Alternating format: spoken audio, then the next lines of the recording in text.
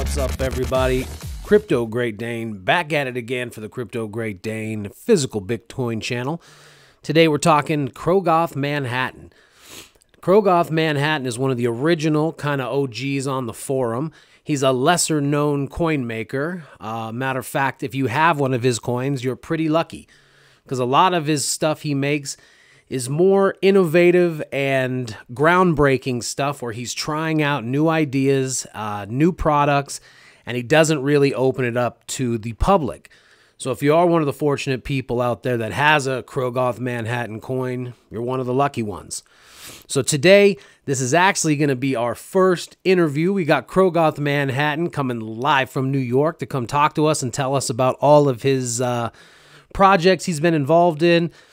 Some of the innovative new stuff that they've been working on. We're going to talk about his stamps, his coins, his Timelock stuff, clocks, really all the projects he's made.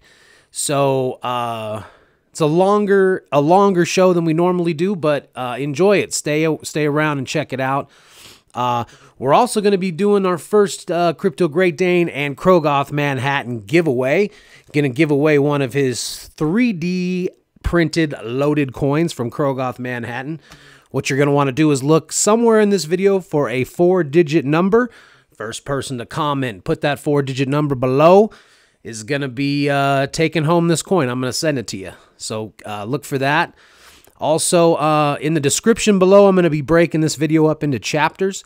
So if you want to skip ahead or jump right to something and see it, that'll be a new feature. So check that out. Look in the description for that, okay? So that's it. Let's get ready to dive in and welcome Krogoth Manhattan.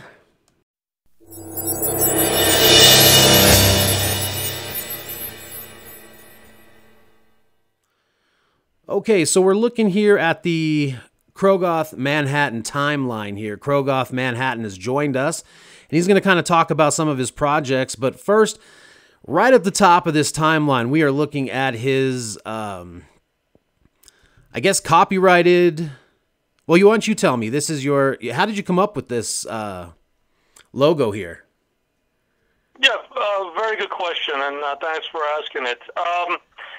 I had to find something that was kind of unique and basically covering everything that I believe in what Bitcoin kind of is, and also kind of in dedication to Satoshi Nakamoto. So I thought of something for, let's say, my company name, and I like the word Cypher, which means a mystery, a zero, a non-entity, which is what Satoshi Nakamoto is, because nobody knows who he is. And along with it, I put HODL, which everybody knows. And it's not hold on for dear life, it's just HODL because of the guy being drunk while he was trading, and he misspelled HODL. A lot of people think it's hold on for dear life, but it's not. So I came up with the word Cypher HODL, meaning mystery holder of Bitcoin. And that was my original intention right there. So if you look at the picture of my trademark, on top I have Cypher Bills, which is the product I wanted to make out of it. And at the bottom is Cypher HODL. And you can notice there that it's spelled in two different ways, one with a CI and the other one with a CI. Oh, yeah. There's two different ways of doing it. So I said, let me cover both ends. And I bought the website, of course. And now going to the image, you have a hooded figure, which to me represents a hacker, an unknown, non-entity as far as who this guy is, nobody knows. And I put a Bitcoin glasses on, which symbolizes Bitcoin. And in the background, you have the Bitcoin sun rising right behind the Satoshi Nakamoto figure. And that sun idea came from the painting I made, which was called Bitcoin Dawn a couple of years back. The sun rising and people celebrating at one end, and there were bankers on the other depicted as evil vampires. So to me, that picture right there symbolizes what my company represents as far as Bitcoin being anonymous, because you're holding a Bitcoin on a paper wallet, be it a Cypher bill or a coin or a Timelock clock. So it depends on how you see it. But to me, that whole idea encompasses it, and I also trademarked and copyrighted all my images and artwork that I made. So I hope that answers your question. Yeah, that's pretty good. There's actually a lot of hidden symbolism in there that I hadn't noticed before until you explained it, so I'm glad you did that. Yes. And you also have the Bitcoin Sun, which represents Bitcoin, and also those two little Bitcoin bees on each side. My website name and also the product, which I initially was just going to be for the Cypher bill certificates. I had no intention to go into coins or anything else. It's just a matter, or stamps, to be honest. In time, I basically forked into all the different areas. And the trademark idea, that came about a year or two ago. So right below it, when we start covering the stamps, which I'm going to let you lead on, that came years before my trademark came around. So I'm going to give you the mic right now. Yeah, the stamps... until I was reading through your stuff, yeah, I was actually... I've never purchased any collectible stamps myself, so I was looking kind of... reading back, and this idea happened, what, back in 2017? Yeah, 2017, I came back into Bitcoin, and I was collecting many new items that I never heard of before, back in 2013 when I came, from when I left and I came back. And I've been a stamp collector all my life, so I'm like, how come nobody ever thought of the idea of having a loaded physical stamp? And that image right there that you see, the first one, this crypto stamp image concept, yeah, that was a digital image. That it was a BIP38 encrypted paper wallet that I put on a stamp image, and I uploaded it online. And it's been online for literally 6 years, loaded with 0.02 Bitcoin, 2 million Satoshi, and it has never been swept. That's how strong the BIP38 encryption that Mike Caldwell came up with back in the day. Now this... just so people understand, there's two QR codes on the stamp itself. The left one is the address, and the right one is... Yeah, the left is the public key, and the right is the BIP38 encrypted private key. So people could try and sweep that 0.02 Bitcoin from it, and if they could figure out what the password is, they could have it. Be my guest. Yeah, it's pretty cool. Now, and then how this works was, so the Bitcoin's loaded onto the stamp, and then you actually mailed the stamp, and then inside the envelope was the key and everything that you needed also to figure it out. So it actually... Well, basically... I'm sorry, go ahead, sorry. So it actually was kind of like a physical Bitcoin in itself. You have the stamp, you've mailed it, it's been stamped from the government, and then inside is all the stuff to unlock it if you were. So it's actually a complete package if you were to sell the envelope, kind of like that. But I found that interesting. It was pretty cool. Yeah, correct on that. That was the digital image right there. And if you go to the right, which is basically how it evolved to where it went to eventually, the one on the right is actually a loaded envelope. On the left, or on the right, is the actual U.S. postage stamp, and on the left is the QR code that has been stamped by the post office. And inside of it is a 100 to 100, let's say 5, long password or passphrase for that encrypted BIP38. Yeah. This way, it ensures that it can never be swept until you open up the envelope. So there's a kind of a way to say, listen, you know what? It's still sealed. Nobody has ever opened up before. It's going to stay sealed until somebody can or wanted to sweep the Bitcoin. So that was the first kind of mailed loaded envelope that I did there. And then on the left, if you go back to the left side, is where I actually mailed a stamp printed on the envelope. I literally went through the mail system. That's official USPS postmark on them. And inside, like you said, you have all the keys, the private keys, and everything else that you need to sweep the stamp. So this stamp came about 2 years ahead of every other country that came up with their own crypto stamps, they called them. And my stamps, which we'll later cover, or it's right there, it's all contained on the stamp itself, whereas all these other crypto stamps, they come to separate pieces. There's the ones that you have to scratch off, and then there's the actual stamp with a public QR code on it. So it's not one stamp containing everything on itself.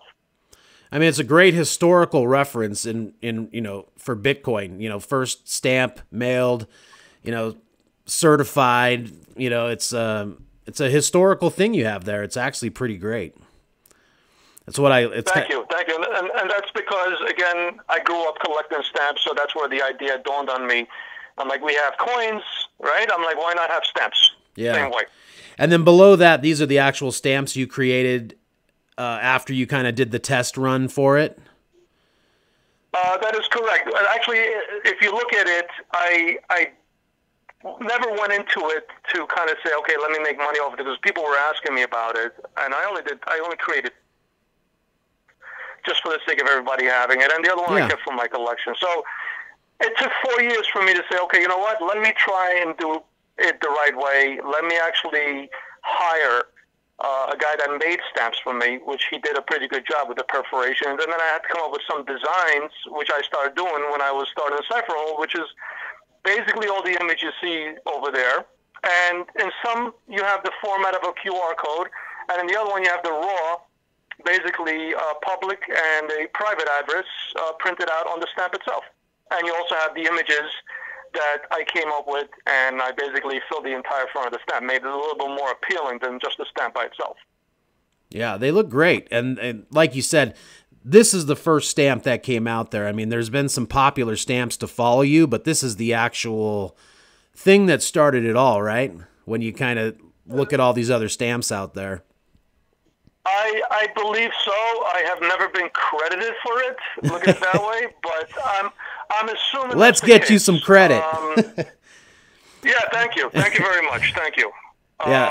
So, and then from there, I also created the first smart contract stamp. If you go to the second page, if you're willing to go there. Yeah. Because we're talking about stamps. I created the first smart contract Timelock stamp, which was my fourth type of stamp that I made. As you can see. Yeah, and that's interesting. Give me a. Can you give me a fifth grade? Give me a fifth grade definition of what a Timelock is, because a lot of people don't know what. You know, even I own some Timelock stuff, and even for me, it's somewhat confusing. So give me the fifth grade definition of what a Timelock is. Okay, Timelock is basically a smart contract. And what a smart contract is you're saying, okay, if I open up this door and I open up that window, then this alarm will trigger. That's basically a smart contract. It's taking A and B and it's giving you the answer. So in Bitcoin, I'm telling Bitcoin blockchain or the raw data that's on the stamp. Okay, I'm telling you, listen, if today's date is, let's say, the 20th of June, 2030, then you allow this Bitcoin transaction to proceed. So these two things have to be met first. Okay? And basically I'm saying if it's past, let's say, the 1st of January 2030, okay, and I broadcast the raw transaction on blockchain, it's going to allow it to broadcast a Bitcoin and send it to a particular address. So these two conditions have to be met. The Bitcoin has to be there, and also the date and time have to be met on the blockchain, which is it's basically keeping track of time itself. That's basically it. You cannot spend that Bitcoin until that date and time is met. So those two conditions have to be met before that Bitcoin can be moved. So if you have a wallet, if you have a hardware wallet, you have a paper wallet, you could literally sweep, you could transmit, you could transact any day you want to. With this, you cannot do that. You have to wait for that particular date to arrive. So basically we're talking a physical Bitcoin that you cannot swipe until the given time that it was set to be. That is correct. It's a primitive contract, and it's basically telling you, listen, you could broadcast it, but the blockchain will reject it because the time and date have not been met. That's basically all it is. Yeah. It's like you giving your kids, say, listen, here's one Bitcoin, but you're still 10 years old and you're not mature enough, so I'm going to wait till you're 30 years old. It's like going to a lawyer that they have these clauses in their, what do you call those, they have trust funds, right? Yeah. That they say, okay, do not allow my kid to touch that trust fund until they're 25, until they're mature enough.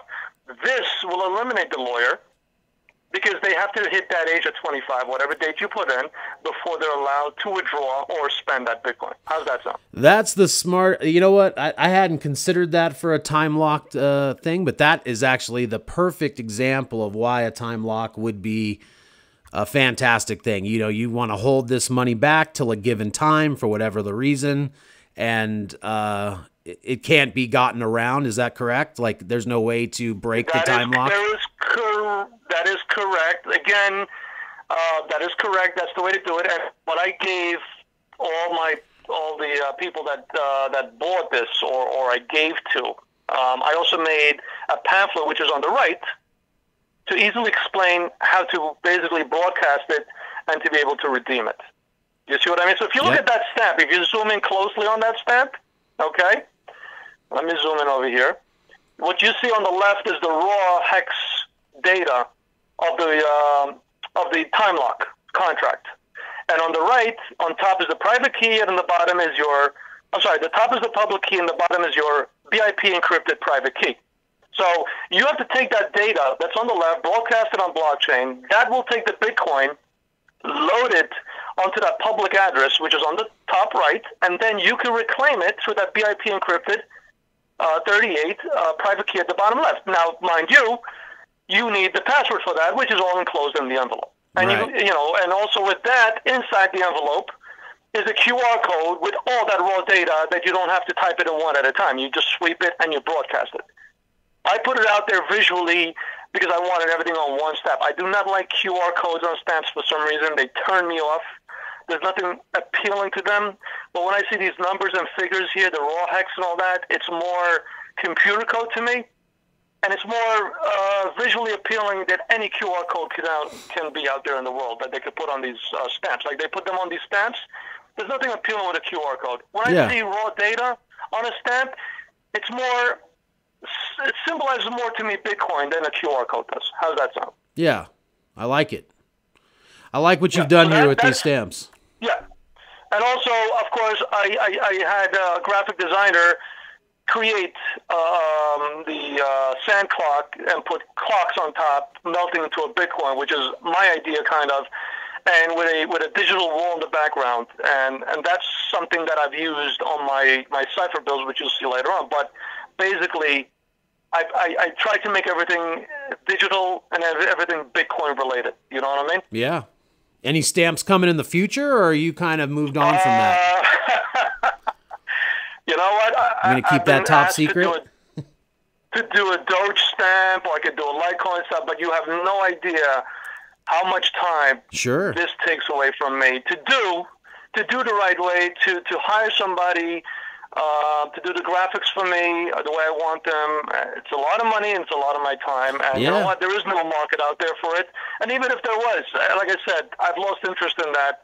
I just do whatever I do nowadays is strictly for my own collection. So I don't have that in the future, no. But okay, thanks for asking. Very good. They will be history. All right, so I think what we'll do next, we'll move on to the Cypher bills and the Cypher bonds.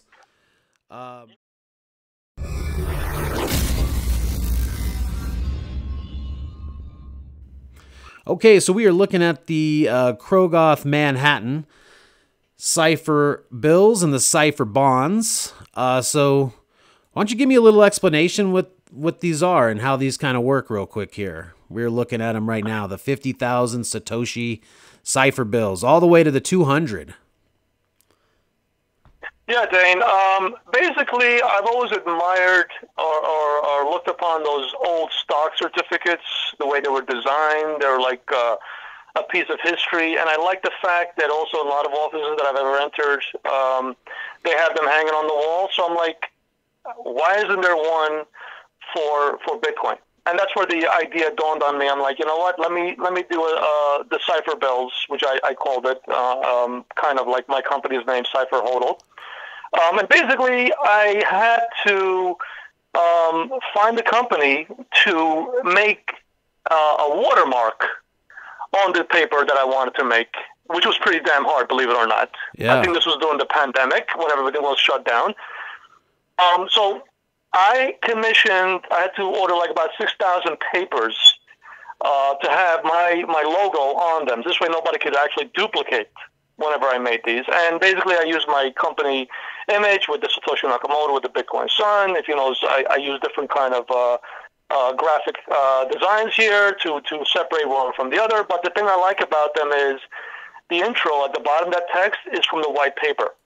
And it's basically Satoshi Nakamoto explaining what he came up with, the peer-to-peer. And I love that intro for the white paper. And that's part of every certificate along with the images. And basically what you have on the far top right is, if you scan that QR code, it takes you to my website, which explains everything about exactly what I just told you about. The top left, which is a blank, is where the actual public key will be printed on once I generate the private key and public key with a mycelium on an air-gapped computer. And a mycelium basically entropy is basically a device that plugs in through the USB port, and it generates public and private keys, and that's how I generate it. And at the bottom where the logo is circled, that's where the private key printed on waterproof paper is put there, and on top of it, it will be the security hologram, which is also a representation of my trademark. So, and every one of these certificates, kind of, or bills, has a different value: 50,000, 75,000, 100,000, and 200,000 Satoshi. The watermark, what part of the paper is that located on? Just like right in the middle? You can't see it in these pictures, right? It's kind of, you have to hold it up. No, you can't see in the picture. These are just images. What you would have to do is you would have to hold it against the light. Right. And you could see the watermark. And that idea came from the old-time stamps. Oh, I love that idea. I was a big-time stamp expert. To be able to make sure that a stamp was the real deal, you would look for the watermark. And there was different kind of watermarks issued by different governments for that particular reason, because anybody could print a stamp or design a stamp, but if you didn't have the watermark paper, right, that will separate the real from the fake. And this kind of saying, you know what, this is the real deal from Cypher Hodl, because anybody could take my certificate or this image and print it. But the question is, does it have the watermark to prove that it's actually the real Cypher Hodl certificate or Cypher bill? How many of these did you end up printing? Not that many, believe it or not. Again, there wasn't that big of a demand for paper. People wanted coins. Sure. People are more into gold, silver coins, which I understand. It's really a shame, though, because what the collectors really need or want is the early stuff. You know what I mean? So if I understand the need for coins, but if you can grab something, are you talking 2017 or earlier, or even, you know, I mean, just got to get that early stuff. So I wish people would have grabbed these when they came out, you know? Well, I understand that. And that takes me back to with bit bills, which is one of my biggest part, or the best part of my collection. What makes them so rare was not that many people bought them, and he shut down before he was able to mass produce them. And right. That's what makes them rarer. And like anything else in life, you know, what some people reject turns out to be the prize of all collections. Sure. Because they are rarer, they're not mass-produced, and there's a history behind them. So to me, it's fine by me. Like I said, I did it more for fun. I wanted to be kind of like a coin maker, and I would never entered into this to be a coin maker, by the way.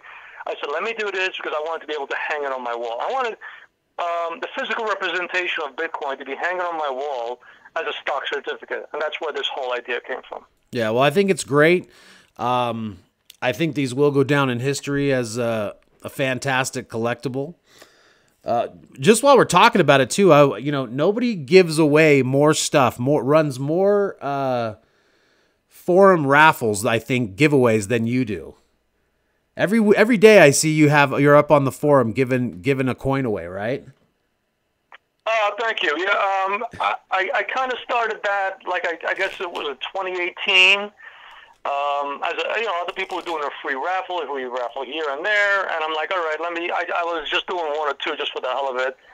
And then, you know, it just felt good to be on the forum, to see people happy, because I was always overjoyed when I won something for free. So I said, you know what, let me continue it. And now lately I've been doing all the samples for my printed 3D coins that I have so many extras of. I said, you know what, let me continue the tradition, and there are people that appreciate it. And when I see people who have the same passion that I do get the same kind of joy, I'm like, why not? I got nothing to lose and everything to gain as far as, you know, making things better on the forum. That's the whole idea. Right. Yeah, it's great. It's great. And these are, I mean, historical references for Bitcoin. I mean, I don't think people understand that, you know, Bitcoin's going to be around forever.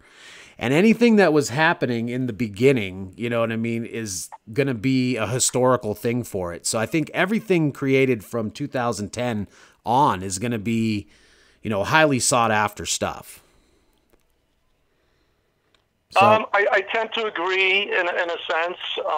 And also, one of my things that I like to do is basically not do what other people kind of do. I try and find other outlets Like if you'll notice, I did the paper certificates loaded. Then I took the Timelock smart contract.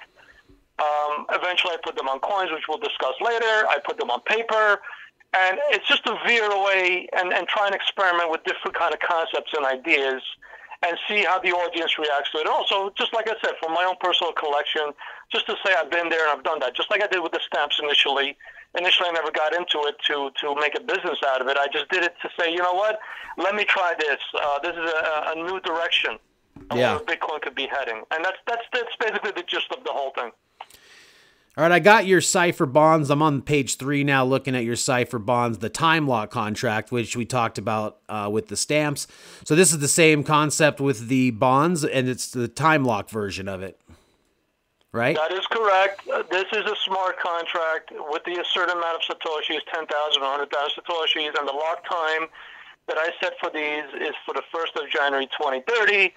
And in this case, you will have the private key, you will have the security hologram, but on the back, you will have all the raw data that you need to transmit, the one I explained to you that was on the stamp, to transmit in order to be able to load this Cypher bond. So basically the front, you will see the sand clock with the clocks turning to Bitcoin with the digital background, kind of the same concept that you had on the envelopes, but now it's being transferred to a certificate that you can hang on the wall. Yeah, they look great. How big are they actually? Are they? What's the size dimensions on that? I believe it's 8.5 by 11 normal printer paper size. Okay. So they're big, and they look great in a frame when you hang on the wall. Actually, they bring out all color and the image itself. And if you go to the website, I do believe I did put some images up, or pictures of the ones I had in frames that hang up. These are all just the digital images that I use when it comes to printing them. You know what I'm saying? That's why you have the QR code on the top left blank, because it hasn't been used yet. When it comes to being used, I basically cut and paste the QR code on that image on the top left to create the QR code that goes in correlation with the private key underneath the hologram. Okay. Compared to the bit bills now, how big are the bit bills? Are they big as well, or? No, bit bills are the size of credit cards. Oh, okay. So looking at your a little bit, maybe a little bit bigger than a credit card. Okay. But no, they're not big as these Cypher bonds are. No, not at all. And if you notice, I also created a pamphlet. If you go further down, to explain to you how to basically what they are, what you need to do to broadcast and to load it. So basically, if the date arrives January 1st, 2030, you don't need to broadcast it. You could just leave it there. You could broadcast it in the year 2040 to load it. But anytime you feel like you want to load it, then you could go ahead, broadcast it, and that certificate or bond now will be loaded, and you could redeem anytime you want to. Gotcha. Okay. I like that, man. It's do you still have these available? Do I have still available? Yes and no. Basically, I stopped making them. But you may have one sitting in the back somewhere, available for purchase. I was making them to order, but I'll make an exception for you. Now, what would you like? The Timelock, or would you like the Cypher bill? That's a good question. I really like the hourglass on the Timelock one. Okay, so but I'll talk to you. Satoshi Cypher bonds. What? If somebody contacted you on the forum, would you have one for sale, or no? You just don't have any left. No, I don't. No. Okay. Like I said, I stopped. Then I'm going to talk to you. I'll talk to you after this, and then we'll see if. Yeah, we can talk afterwards. Yeah. What about? So tell me about the bit bills at the bottom. Satoshi bit bills, 10-year anniversary. Yeah, the bit bills. What I did was I said the 10-year anniversary of bit bills is coming up, and to me that's a historical mark or time frame. And what I did is I took 21, actually more, 42 public private key generated paper wallets, and I loaded them exactly on that day with Bitcoin, with 10,000 Satoshi and 20,000 Satoshi. So basically, let's say that certificate would have been loaded in memory of bit bills in 2021, which is the 9th of May, if I'm not mistaken. Yeah. And what is a bit bill for the people that don't know what it is? Bit bills was a creation by a guy, I think his name was Llama on the forum, and he came up with the concept of taking digital Bitcoin and putting it into physical Bitcoin. Again, it wasn't his idea. It was Gavin Anderson, who once posted it on the forum saying, wouldn't it be great if you actually printed the public and private key? And that was a big debate amongst us, who was the first. If it was BitBills that actually printed it out and made it, or was it Gavin Anderson? And I remember I emailed him, and he told me, he said it was his idea, but unfortunately he never thought people would trust somebody to do what BitBills did. So he said BitBills were the first. Yeah.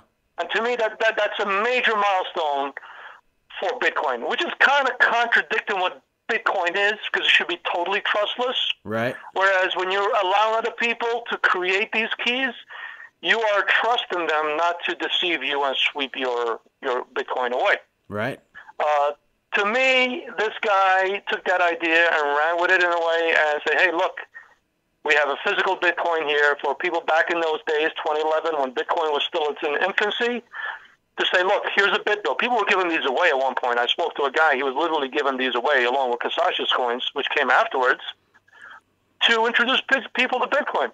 Isn't that crazy?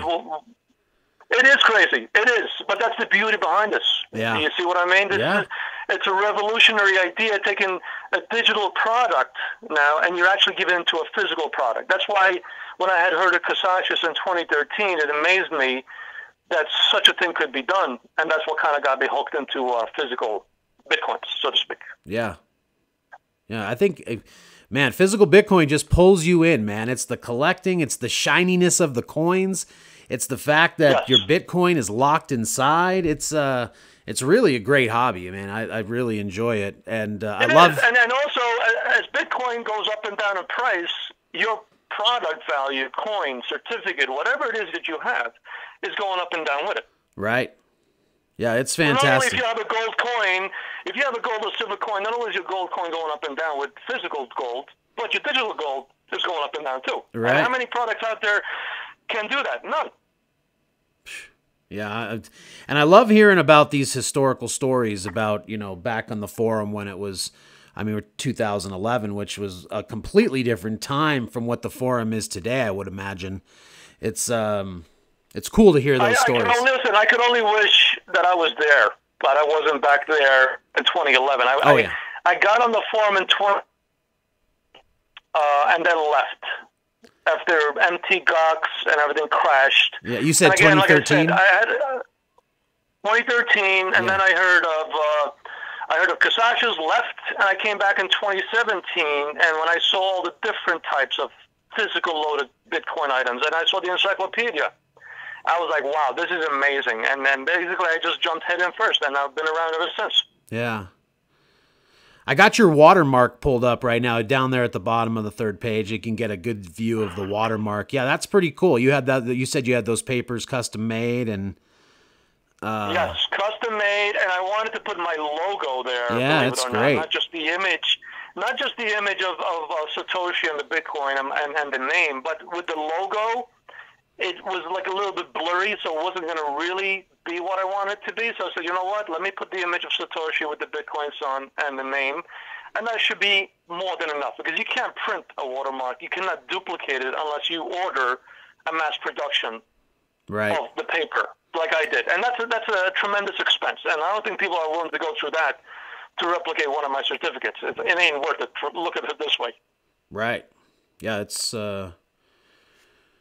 pretty impressive, and it's good. And you said you have a lot of them, so you could also use those for your next project if you wanted to, right? Or you could do something else with those.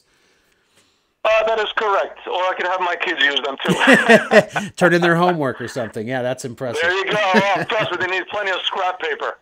All right, I'm going to stop. We're going to move on to coins. All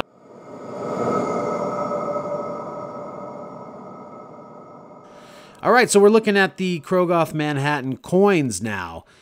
Now, you started making the coins for the first time in 2021, is that correct? That is correct. I received, if you look on the left, the trademark status on the 12th of October 2021, and then I started to make the coins. I was never, ever interested in doing a coin, but I'm like, you know what, let me give it a shot. And if you notice, on the right, I introduced for the first time ever a smart contract Timelock coin. And again, like any other of my product, I want everything to be self-contained on the one item. So basically, I had that hexa raw data above the head there, where you usually have the sun, all fitted in there. So in other words, oh wow, I didn't even see that. The paper that comes with it, it's all self-contained on the coin itself. Wow. And trust me when I tell you that I had to go through every single digit there. It's like 300 plus numbers and alphabetical whatever mix in there. That when I designed it that way, I had to go through every single one of them.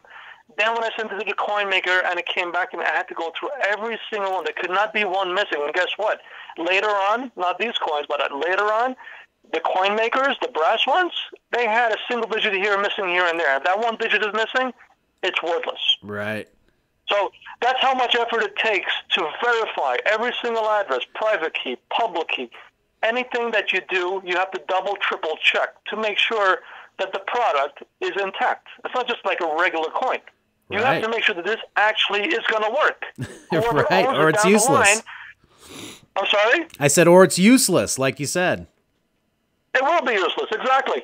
Definitely. Like when I create the private keys, I have an air-gapped phone, okay, that I use to sweep the private key to make sure that it matches the public key that it came out with. You see what I'm talking about? To make sure that it's not the wrong mismatched private keys. I've heard that happen to other people. Yeah. I'm not going to mention who. Right. So I take it very seriously, very, very seriously. Well, that's what we need from our coin makers. My time to do this. I'm sorry? I said that's what we need from our coin makers. I mean, they should take it very. I mean, I want them to treat private keys. I want them to get rid of them. I want them to do everything perfect. I mean, that's what you have to take. That's when you become a coin maker. That's what you're taking on, is that you're going to do everything exactly right. I mean, as soon as you break that trust with the people, it's over, you know? Yeah, exactly. And that's just generating a simple public-private key. Now, imagine doing a time block like over here. Okay, this takes 2-3 different steps, a little bit more advanced. But now I'm printing all this code on a coin. And with a magnifying glass, I have to go over every single freaking digit there to make sure it's there. Because if the coin maker, okay, made any mistake, not this coin maker, but the other one after me, and the brass one, I used somebody else, did make mistakes. When they produced, they didn't understand how important it was that every single digit has to be there in the right order. Even my graphic designer, when I submit the code to him to do that, he made mistakes. And I had to go back saying, listen, bro, it ain't right. Let's do it all over again. So I go through this 3 or 4 times to make sure everything is right there where it should be. So whoever owns this 10, 20 years from now, okay, when they come to broadcast, it's the right way to do it. They're not going to say, oh, shit, it ain't working. It's not going to get rejected by blockchain, so to speak. Right. These are some great-looking coins. I mean, Thank you. These are stainless steel coins. Yeah, they're beautiful. The one on the right, the Timelock is stainless steel. And for the first time ever, on the right, you're going to see my hologram, my security hologram, which is a representation of my trademark. And also, all these coins, every single coin that I made, there is a Satoshi Nakamoto quote if it's Bitcoin. If it's a Litecoin, it's going to be a Charlie quote. On the rim, on the outer rim, where if you look in the back, there's the public address, and around it is a quote by whoever coin is on that. Yeah. Let's say, or any whatever crypto is on that coin. I said, you know what? Let's honor these people who came up with this idea. Sure. Tell me, these are This is a different coin. I'm looking at the bottom at the I guess they're brass coins. You said. But these are engraved, okay, so, right? These are engraved. Oh, coins? Yeah, a big difference. Yeah, the Timelock and the one on the left, which is basically Bitcoin by itself, those are stainless steel. And also, I made them a pamphlet on the right for the Timelock to explain to them how to do it and not to do. Right.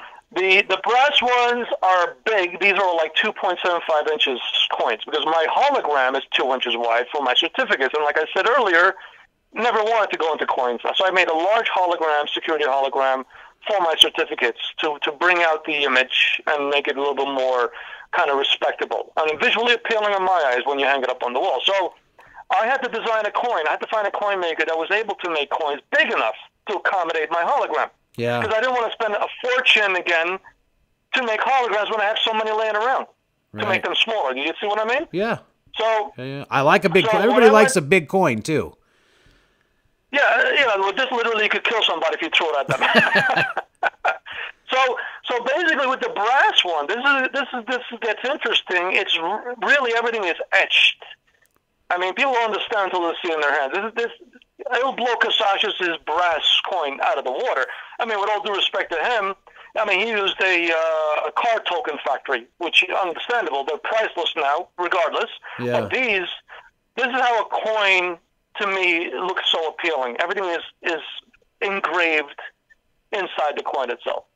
And if you notice, if you look closely, if you zoom closely on that code, that's the code that I told you I had to go through, and there was missing pieces in there. Here, maybe Which one coin? Missing here, and one missing on the other coin.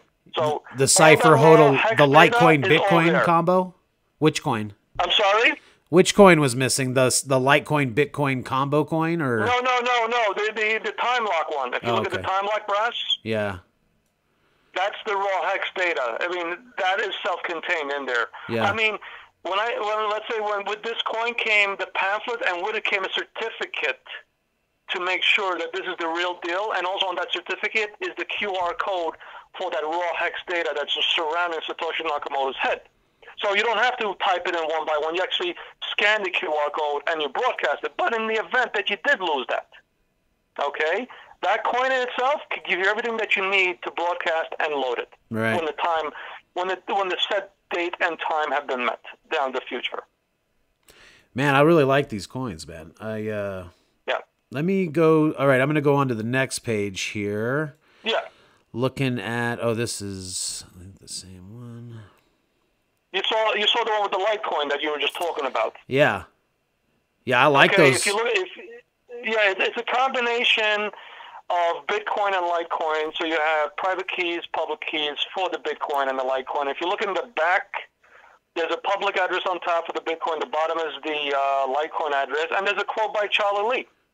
And basically it says, "My vision is for Litecoin to have it work alongside, I guess, with Bitcoin." Yeah. So like I said, I actually got in touch with Charlie Lee. I said, "Listen, I'm going to use this quote," and he blessed it, so to speak. Perfect. Yeah, that's great. It's a great coin. I like it a lot.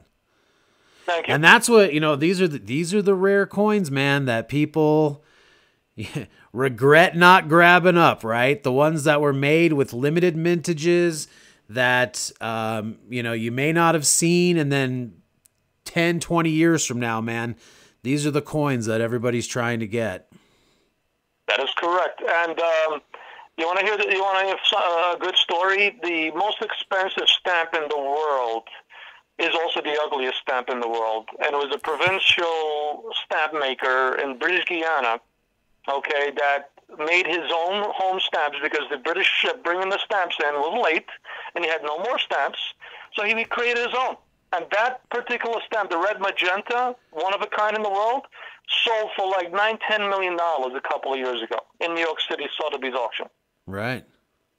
You know, the people, the one that you never heard of, even other stamps that were limited edition, this and that people said it was ugly. And people along the way did say it was ugly. They didn't even want it. And eventually turned out to be the most prized stamp of them all. I'm not saying that mine is, but that's how fortune and the history works, so to speak.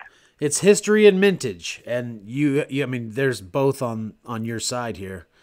So I'm on the next page here looking at we got the Doge Bitcoin, the Monero, the NFT, the Ra.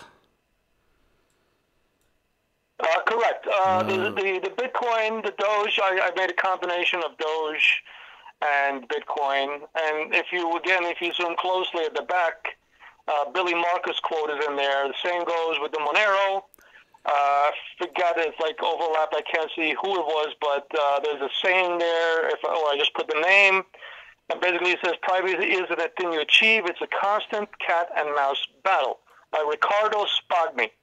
So I gave credit to these people that came up with these coin ideas on my coin as well. I love that. And then I made the NFT on the left, which was 5 non-fungible tokens. I created the GIFs, uploaded them, created them on the Polygon network.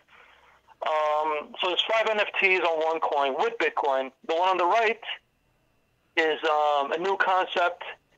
It's basically a raw hex data, just like Timelock, but this you could broadcast anytime you want to load the coins. There's no smart contract there. There's no set date. The date has passed, and you could broadcast it any way you want to. You might say, well, what the hell is the point of it?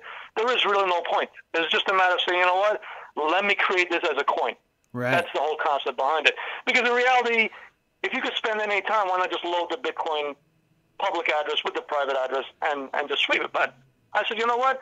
Let me do it this way. Nobody has ever done it before. I wanted to be kind of the first to do it, and that's what I did. And I just created that just for my own personal collection. Yeah, I love it.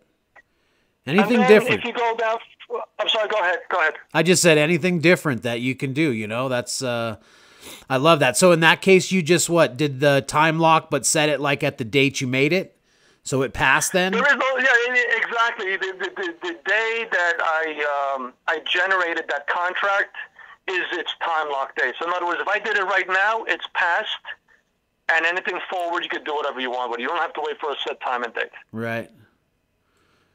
Okay. What about the, you got the multi-value? The multi-value one, what did I do here? I'm trying to remember. I think with this one, what I did is I had 3 different public addresses, and so I have 3 different private keys underneath. So if you peeled, you could spend different value private keys. You don't have to spend all of them in one shot. So there's a .0005 Bitcoin, and there's a .001. So if you peeled, you're going to find 3 different private keys with 3 different values. And also on that same coin is the introduction, the abstract of Satoshi Nakamoto's white paper, which is what I used on my certificates, which was very hard to do, by the way.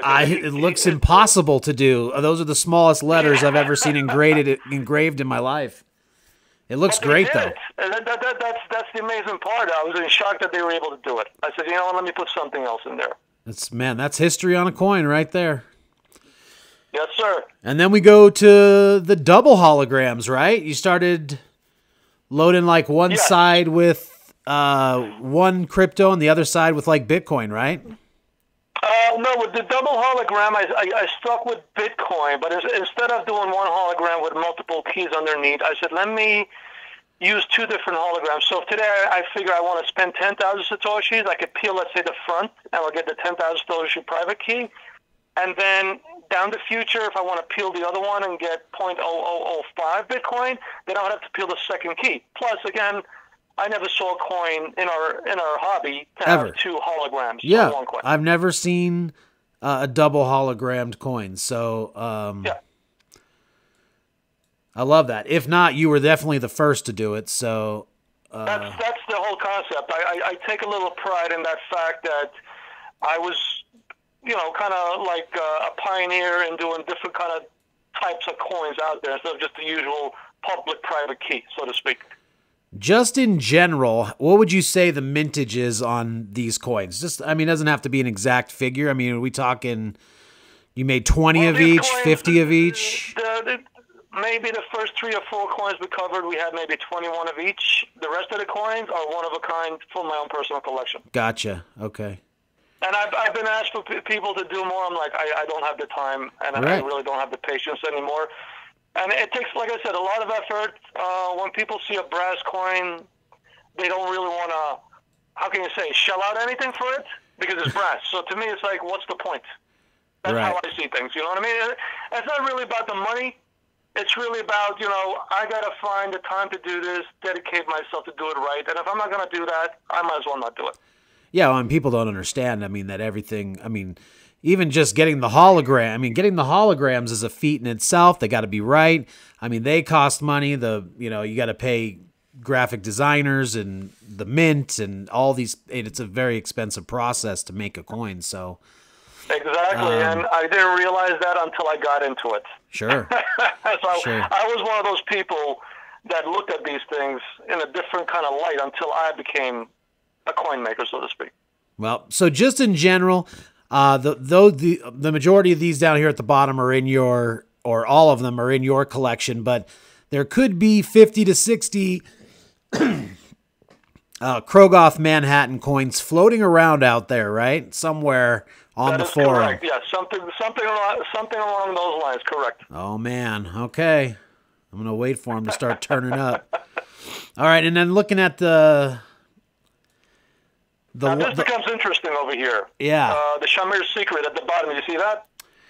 Yeah. Okay, Let's see. so I'm on Shamirs. You're still on the same page, but you have to scroll down. Oh, I moved to the next page. I'm on the. No. Let me go back. Hang on You have to go back to the double hologram because there's an important coin that I have not covered yet. Okay. Shamirs Secret. I love this. Shamirs Secret sharing is basically you're taking a private key and you are breaking it into 3 different pieces, and you need 2 out of those 3 in order for you to basically create a full private key before you could sweep it. So initially, what I did here is I made 3 printouts of that key, and I destroyed 1. So now you only have 2, which is all you need to be able to complete the private key and sweep it. So I put it on 1 coin, 1 on each side. I'm like, okay, let's say you and I maybe load this coin. I peel it, and I give you 1 of these paper wallets to hold on to while I keep the other. Without the 2 of them being together and combined to reveal what the secret is, it's useless. You cannot unload. I mean, you cannot sweep the Bitcoin. That was the whole concept behind this coin.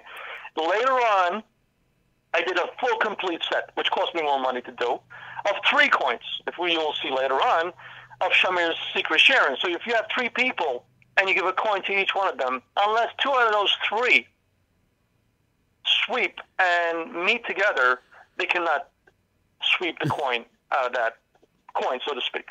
That's pretty cool. The whole idea. And it's not a multi-sig, because this is all offline, private key. A multi-sig, you would have to be kind of online, so it's a different kind of way of doing things. This is all offline. And this is not loaded. You could actually load it later on. But you will have Shamirs Secret sharing. And it's worth looking it up online to understand the concept behind this. I believe it was a guy from Israel that invented this process back in the 1970s. So it's funny that we're using this in the year 2022. Think about how many years ago that was. That's almost the time I was born. To use a coin, to make it as a coin. I mean, it has a lot of different applications. But I said, you know what? Let's use this for a physical Bitcoin. Yeah, I love the concept. You got 3 passwords out there. 2 of them have to get together. I love the 3 coin concept too. You have 3 people.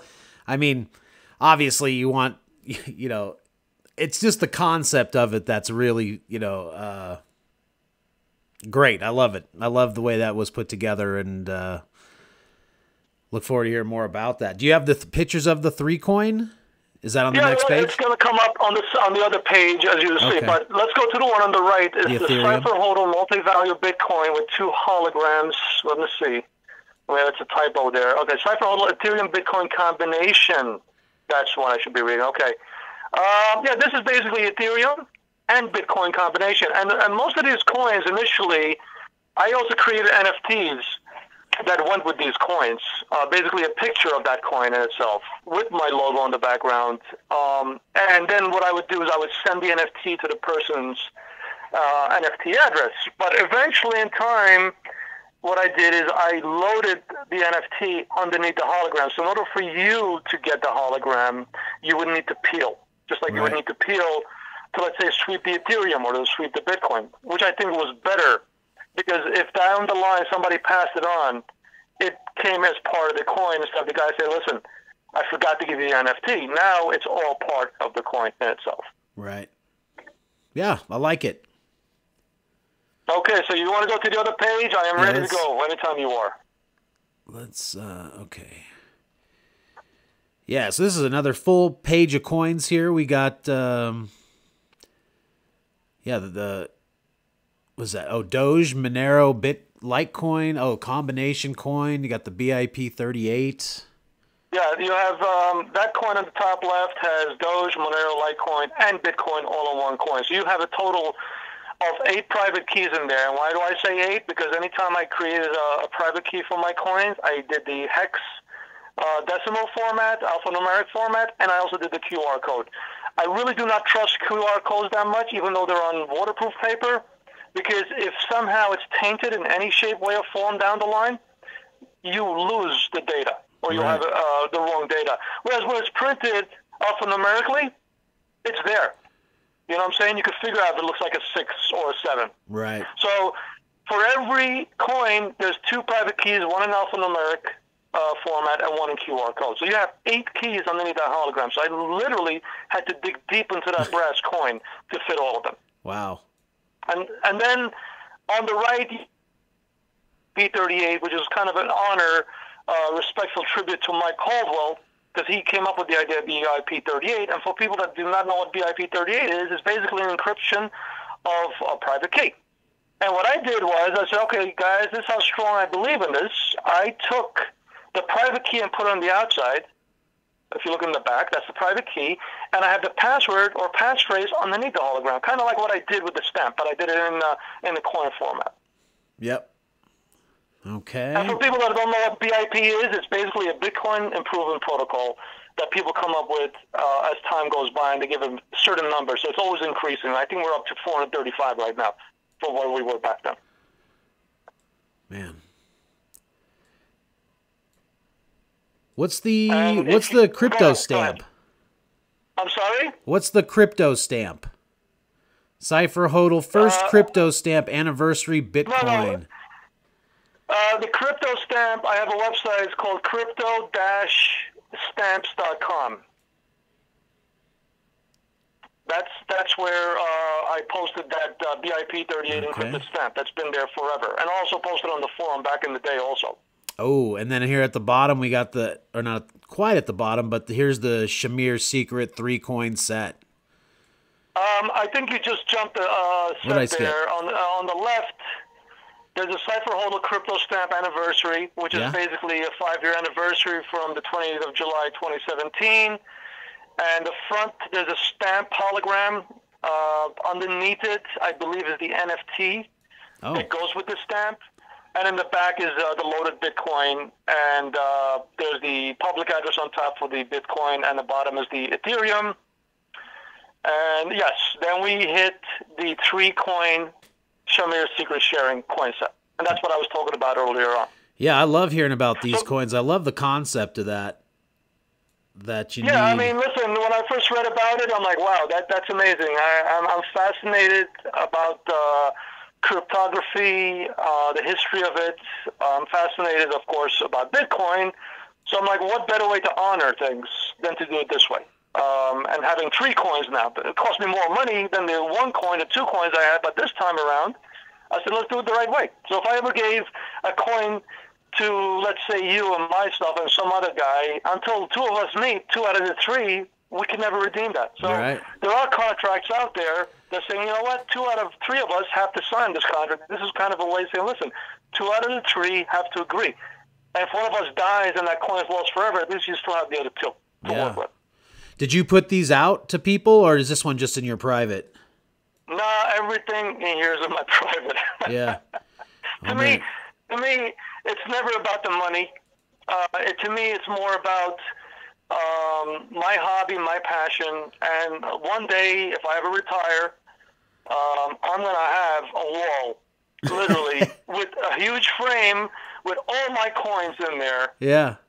Hang in there as a visual reminder of how far back I did them and the concept behind it. Actually, I took some of my coins to Stack Bowers, you know, the auction house that people are. And I said, let me take my coins, see what he thinks about them. I met James there. He's like 2 or 3 blocks from where I live, by the way. And he loved my coins. He loved the concept of the time lock, the smart contract, and all that. And I said, maybe I'll try and sell from my personal collection. Maybe if I have a duplicate here and there. But they will not do it until it's graded. And PCGS would not grade my coins, not because they didn't have the jumbo capsule. They did, but because of the fact that I'm an unknown, unlike Kasash's and all these other entities that have come before me.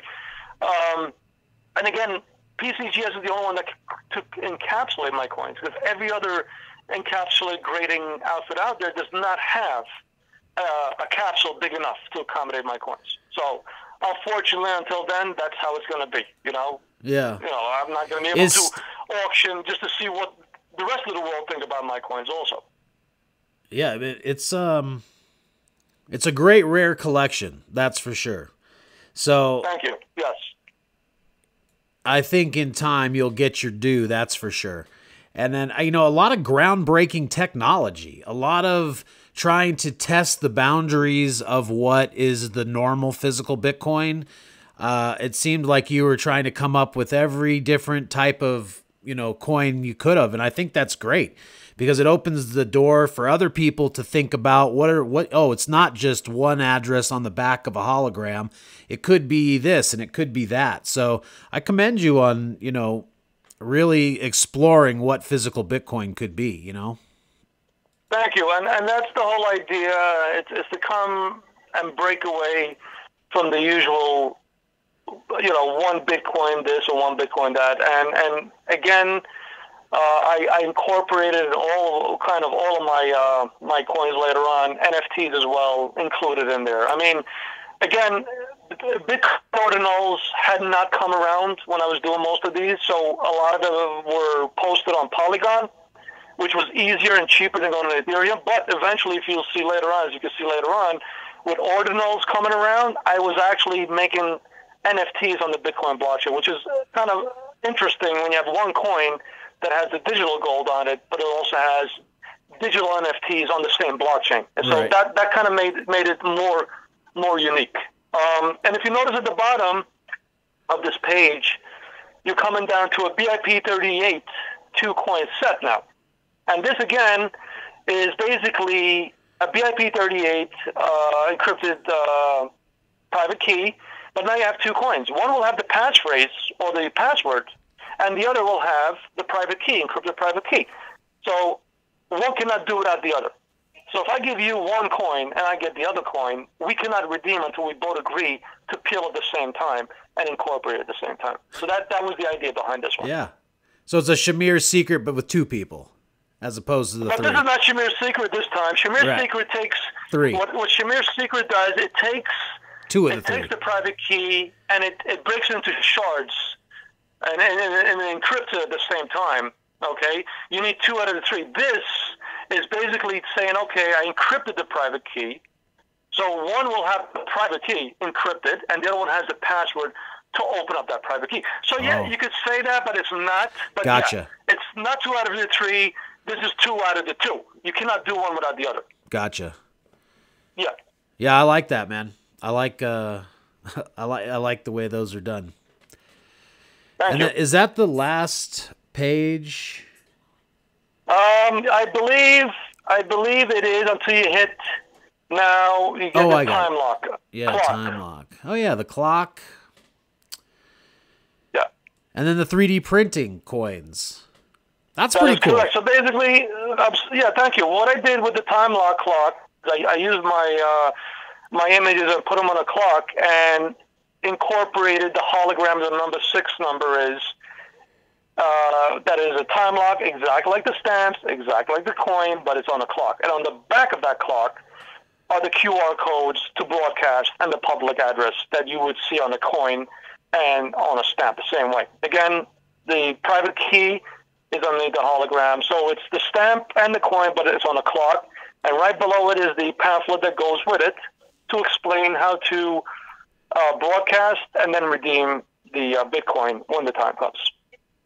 And then I ventured into, printing out these plastic, so to speak, 3D So you invested in your own 3D. Bitcoins. You invested in your own 3D printer. Is that what I'm gathering? Actually, initially, I hired a guy from Canada to print them out for me. I invested in one, and I bought it disassembled to save some money, and I would say 80% done.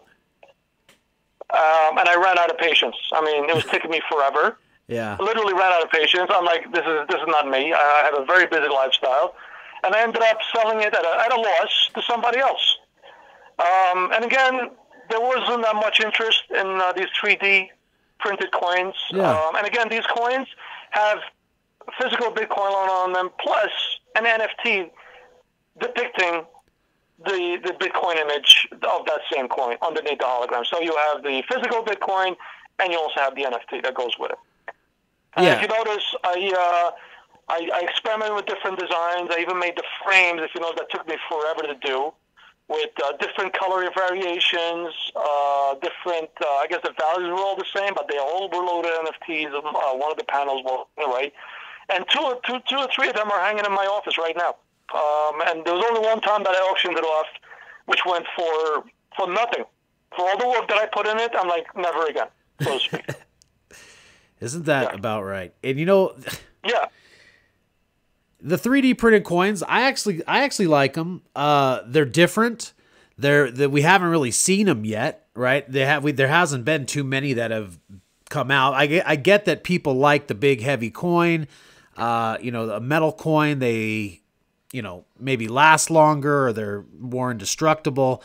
But I actually like these 3D printed coins, and I think they're another historical thing that says where we are as a society. You know what I mean? Like, here we are printing our own coins, you know, like this is technology, you know, coming forward. You know, we got physical Bitcoin on a 3D printed coin. So I like it. I think it's a good thing that represents where we are in society in 2023. This is the coin we're going to be giving away today, right? You sent one of these coins to give to one of these lucky people out here watching this show right now. That is correct, and I hope they like it. It has, I believe, 10,000 Satoshis on it already, and there's an NFT underneath. So, you know, it comes with a waterproof tab paper, basically depicting the QR code public address for the Bitcoin, and also there's an NFT QR code that when you scan it will take you to OpenSea and will show you the NFT that goes along with that coin. So everything is all there. Like I said, it takes a lot of work to do everything just right, and there you go. It's all in that little package that I sent you. And I believe I'll send some stickers in there too as well. Yeah. Am I correct? Yep, it's a great little package that someone's going to get out there for sure.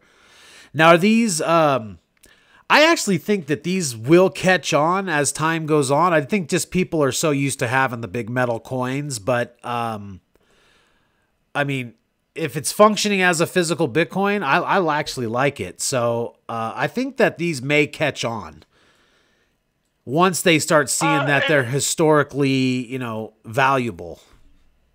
Yeah, like I said, it's a possibility, but a lot of people, I feel, especially the old-timers, they were brought up with gold coins, silver coins, precious metal coins, and that is how can you say it, look at a coin to be as a precious metal coin, which is the way to go.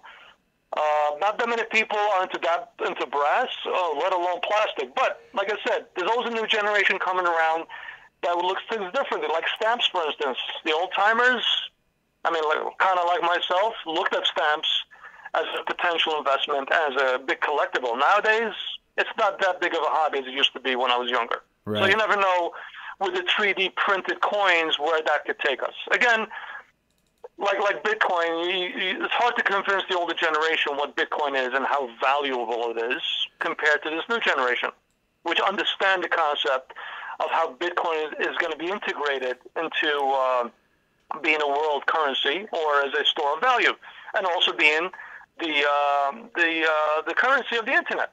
Yeah. See what I mean? It took a long time for the internet to be where it is today. Sure. It didn't just happen overnight. And the same thing with everything else. What people reject today is tomorrow's future. That's how I see things. Absolutely. I couldn't agree more.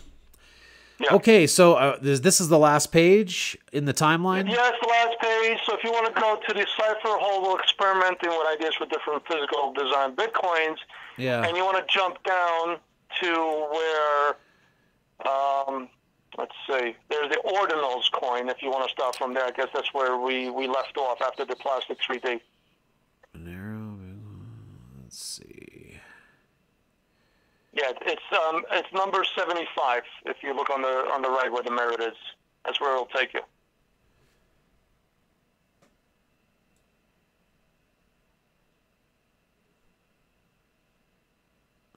I'm sorry, which coin am I looking for again?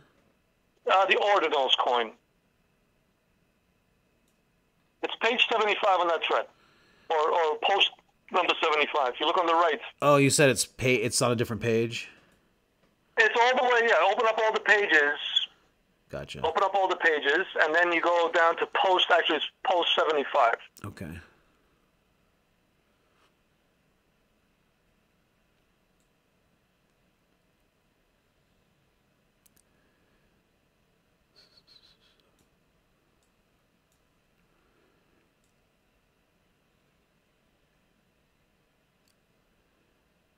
I'm getting there.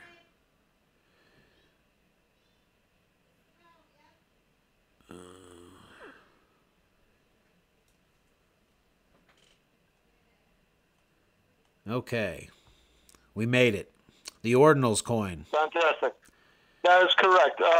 Basically, this is a unique kind of coin in a sense where I have a Bitcoin NFT or inscription. In this case, it's 111,244 loaded on a coin with Bitcoin. So it's Bitcoin and Bitcoin this time. Never, ever have I seen that. In the past, it was Bitcoin or NFT, Ethereum or Polygon. In this case, it was Bitcoin, digital Bitcoin currency with a digital Bitcoin NFT incorporated on the blockchain. Oh, Unlike wow. Ethereum, where they use their images on another website, the image for the ordinals is actually inscribed on the Bitcoin blockchain. I mean, a lot of people are pissed off because it takes a lot of memory, this and that. Well, in that case, I agree. But this is unique in its own way where that image is on there forever. It can never be removed, so to speak. Pretty cool. And that's another, thing that's never been done before, to your knowledge? That is correct. No, it's never been done before, no. I know that for a fact. Not that many people are into ordinals or inscription, and also you need to have some kind of knowledge to do it. And I said, let me go ahead and be the first in that case. And if you look right below it, I did the same thing for an on-chain monkey, number 419 NFTs, but this is on Ethereum. I made that into a physical Bitcoin. And also on the right is an ordinals inscription number 30,220, which is a Bitcoin punk. What they did is they took the Ethereum punks and they made images of them on the Bitcoin blockchain, which is a inscription in this case. Yeah, those are great. I like that. Yep.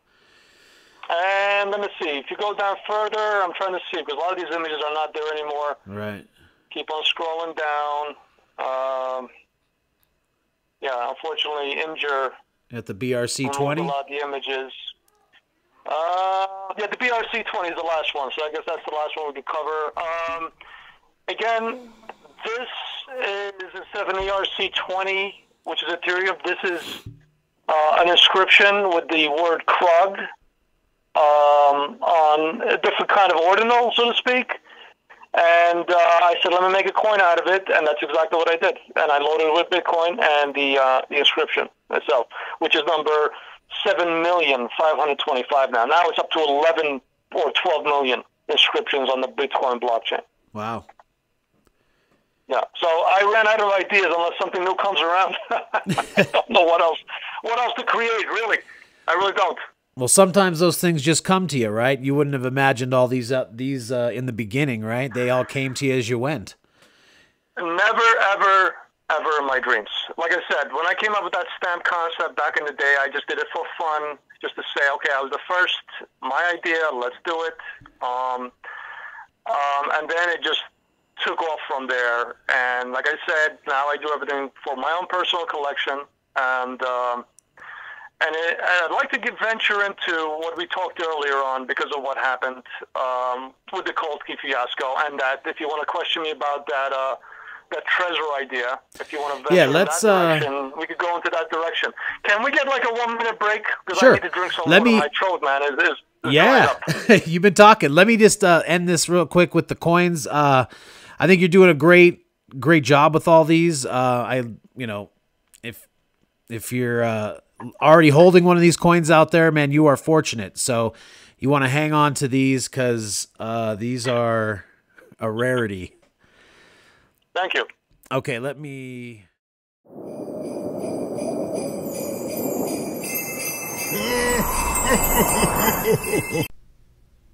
So the day I was doing my Krogoth Manhattan video, when I came home, there was a package on my door. So I grabbed it. I could see it was from New York, so I brought it in. I had gotten an email from Krogoth Manhattan.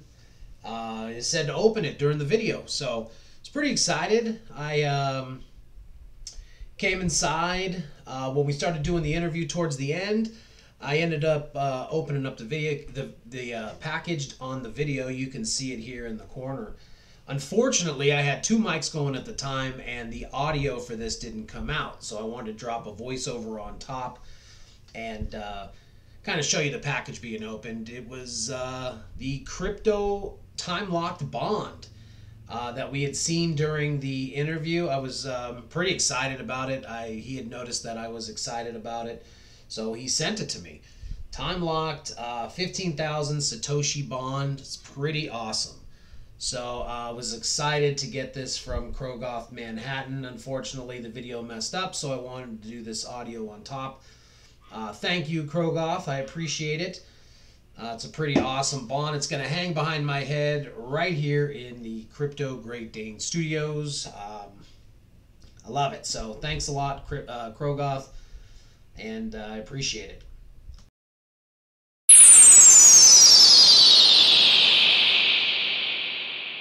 Okay, so wrapping up our Krogoth Manhattan video, I just wanted to talk about a couple more things real quick.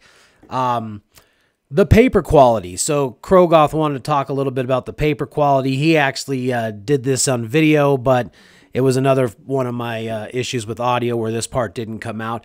He's been testing his paper quality for years now. He uses a special paper that is non-heat sensitive. He's had one of the papers in water for over 3 years, and it's still intact. He's printed the QR codes and the private keys on these papers, and it's lasted the test of time. It'll last, underwater, and the QR codes are still scannable. So I forget the name of the company that he uses for that, but it's a specialty paper that lasts years, basically. May not last in the sunlight or under fire, obviously, but if it gets wet or, standing the test of time, this paper is high quality. And a matter of fact, the company that produces the paper actually gave Krogoth Manhattan a credit because he was using their paper and showing, how good it was. They didn't even know that it could be used for something like this in collectibles. So worked out for everybody. All right. So finishing up this video, I know it was a long one, but a good one. We had Krogoth come from so far away to come tell us about all of his stuff. So let's start thanking Krogoth Manhattan. I appreciate you. I appreciate my bond, right? This is what he sent me. You saw me open it a little bit ago. This is the Krogoth Manhattan time-locked bond. Awesome. Awesome piece of collectible history. I'm going to hang it on the wall right behind me. Pretty excited about that. Shout-outs. So, I'm going to shout out to my fans, my people who leave me comments. I got Miss Alicia Full, Jay Derg, Joseph Ignacio, Ryan Stevens, Squirrel Bong, Sandingo, Samson, 5926, #1 Hosky fan, Vic Green, Mexican Mamba, Jack Scale 101, Vinny Vino, Manchester, UTD fan, Element Lifestyle, and 68 TLLM. From the forum, Attillo 1330, Ma Ninja, Owlcats, Anduct, Lamonte, Monkey Nuts, Sweet Eye, Crypto Library. I want to talk about Bitcoin Penny with his new project out there, the Spanish Treasures. Really like this one. Looks like some 16th century Spanish treasure from underneath the sea. Beautiful coins. And they're collectible Bitcoin collectibles. Big shout out to Squirrel Bits with his new Hail Fin coin. Dropped the other day. Sold out in like 20 minutes, but he keeps bringing it. But shh, don't, top secret. Max from Kialara with his new coin that he just got coming out. That's awesome. I hope to maybe do something with that. But you can check Kialara.com and see that coin. Awesome. Abiki. I won some Doge notes in an auction, in a raffle recently. Awesome. Abiki's Doge notes. I'm going to bring those on in a little bit. Some newbies. Brooklyn 300. The Corgigus. Rat Racer 42069. Rhyme Master X 93. And John Stewart. Thank you all. I appreciate you coming out. I appreciate the support. Looking to get much more videos. A lot of stuff to talk about, man. I don't even know how I'm going to do it all. But Bitcoin collectibles going crazy. I mean, people are going nuts. We got the Series 1. Cardsmiths just getting ready to wrap up. We got Series 2 coming out. So much more. So I appreciate you guys. Like and subscribe. Send me comments. Let me know what you want to see, what we should be doing. So I appreciate you.